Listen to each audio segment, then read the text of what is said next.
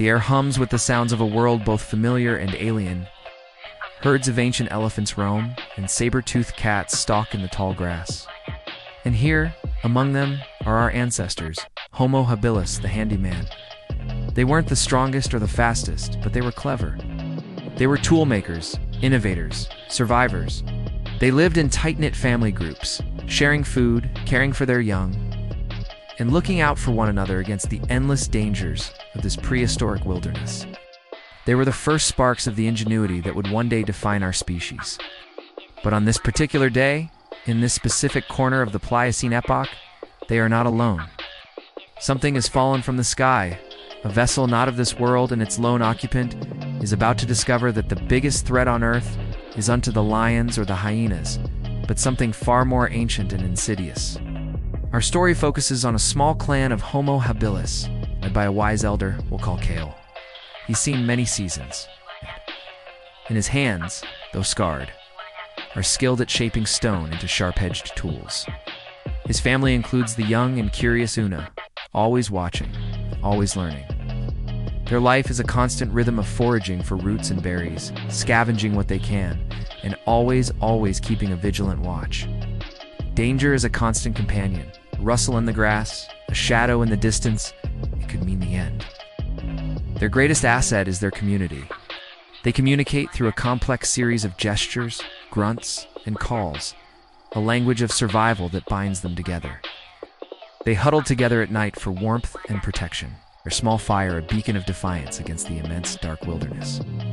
But now, let's introduce our unexpected visitor. A being from a distant star, we'll call it the Traveler. Its ship, damaged during its journey through the cosmos, has crash-landed in a secluded valley. The Traveler is not a conqueror or an invader. It's a scientist, a xenobotanist, fascinated by the diverse life forms of the universe. Its form is slender. Its skin shimmers with a faint bioluminescence, and its senses are far more acute than any creature on Earth. Its mission was simple: observe, collect samples, and leave without a trace. And now, stranded and vulnerable, the Traveler must navigate a world it doesn't understand. Its advanced technology is mostly offline, its universal translator useless against the pre-linguistic calls of Homo habilis. The Traveler is, for the first time in its long existence, truly lost. And it is about to learn that this beautiful green and blue world has teeth. As the Traveler cautiously explores its new environment, its sensitive hearing picks up a strange rhythmic hissing. Drawn by curiosity, it moves through the tall grass toward the sound. What it finds is a terrifying spectacle, a nest, not of birds, but of giant prehistoric cobras. Their hoods are flared, their scales shimmering like dark jewels in the dappled sunlight. These are not the cobras we know today. They are larger, more venomous, and fiercely territorial. They are the apex predators of the undergrowth, ancient kings of this land long before our ancestors walked upright. And at this moment, a young Homo habilis, little Una, has wandered too close. Separated from her family while chasing a colorful lizard, she has stumbled right into the heart of the serpent's den. She's frozen in fear, the lead cobra swaying hypnotically just feet away, its forked tongue tasting the air, preparing to strike. Seeing the small, helpless creature in mortal danger, the Traveler's core programming its inherent drive to protect vulnerable life kicks in forgetting its own safety, it rushes forward, emitting a high-frequency sonic pulse from a device on its wrist. The sound disorients the snakes for a precious second, a piercing shriek that cuts through the savanna. This is the moment Kale and his clan, who had been frantically searching for Una, burst through the bushes. They see an impossible scene, a strange glowing being standing between their child and a nest of hissing death. There's no time for questions, no time for fear of the unknown. There is only the immediate primal need to protect their own. Kale lets out a mighty roar, a challenge to the serpents, and he and his clan charge forward, brandishing their crudely sharpened stones and heavy branches. What follows is a desperate, chaotic battle. A unique alliance forged in a moment of crisis. The Homo habilis are brave, but outmatched. They swing their clubs and throw rocks, trying to create a perimeter to drive the snakes back. The cobras are relentless, striking with lightning speed. One of the clan members is bitten, falling to the ground in agony. The situation looks grim, but the Traveler is not idle. It uses its limited functioning technology with precision. It projects dazzling flashes of light to blind the snakes, and uses its sonic device to disrupt their senses, creating openings for Kale and his family. The traveler moves with an otherworldly grace, a stark contrast to the raw, earthly power of the Homo Habilis. It's a dance of instinct and intellect, of primitive fury and advanced tactics. Kale, seeing the traveler's methods, quickly adapts. He directs his clan to mimic the traveler's strategy. They begin to kick up dust and throw it into the snake's eyes, using the blinding light as a cue to attack specific isolated targets. Una, now safe behind the line of fighters, watches in awe as her father and the star being fight side by side. They don't share a language, they don't share a planet, but in this moment, they share a purpose. Together, they are more than the sum of their parts. Kale, using the distraction created by the traveler's sonic pulse, manages to land a decisive blow on the lead cobra with a heavy, sharp-edged rock. The giant snake thrashes and then lies still. Its defeat breaks the morale of the other serpents. Confused and leaderless, the remaining cobras retreat, slithering back into the dark crevices of their nest. Silence falls over the clearing, broken only by the pained gasps of the injured clan member and the heavy breathing of the fighters. The immediate danger has passed. Kale and the traveler stand across from each other, covered in dust and sweat, an unspoken understanding passing between them. Kale approaches the injured hominid, his face etched with worry.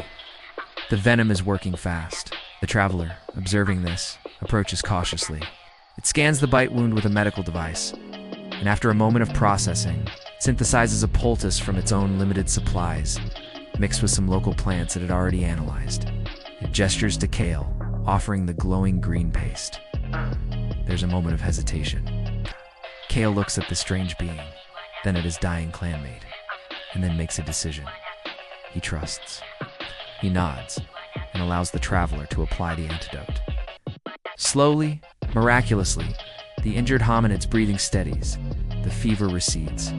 As the sun begins to set, casting long shadows across the savanna, a profound connection has been formed. The traveler, the stranger from the stars, is no longer an unknown threat, but a savior. Kale's clan gathers around their fire, but this time, they leave an open space, an invitation. The traveler sits with them, sharing the warmth of their fire. Una, no longer afraid, cautiously approaches and offers the alien a roasted ruda, simple gesture of gratitude, a sharing of resources that transcends species and galaxies.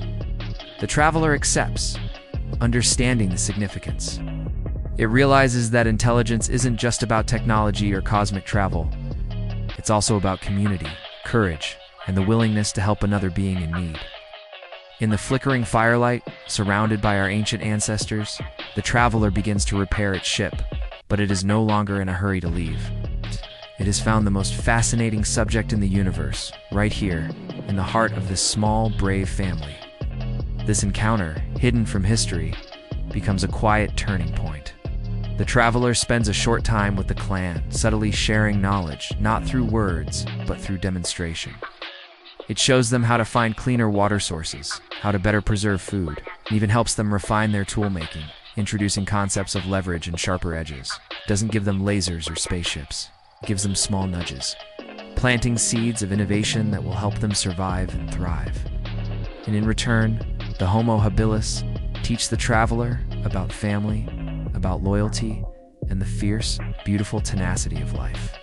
When the time finally comes for the traveler to depart, its ship repaired, it's a quiet farewell. Kale and Una watch as the strange vessel ascends into the night sky and vanishes into a star. They are left with no proof of what happened, only a memory, a few slightly better tools, and a story that will be passed down through grunts and gestures for generations. A story of a glowing spirit from the sky who fought serpents and healed the sick. A legend that becomes the first myth, born from a most unlikely friendship on the ancient African savanna. Thank you so much for joining us on this journey back in time. What do you think happened next? Did this encounter subtly shape the course of human evolution? Let us know your theories in the comments below. And if you enjoyed this story, don't forget to hit that like button, subscribe to the channel, and ring the bell so you never miss an adventure into the past. We'll see you next time.